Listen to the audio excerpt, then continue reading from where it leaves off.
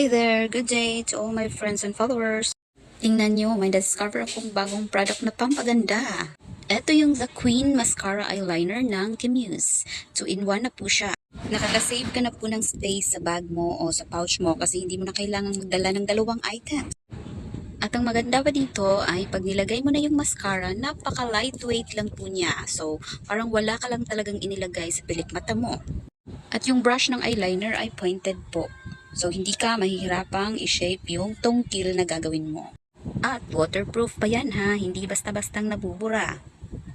Ito na po yung with and without effect ng mascara at eyeliner na yan. O, di ba? Hi there! Good day to all my friends and followers. Tingnan nyo, may discover akong bagong product na pampaganda. Ito yung The Queen Mascara Eyeliner ng Kimuse. 2-in-1 na po siya. Nakakasave ka na po ng space sa bag mo o sa pouch mo kasi hindi mo na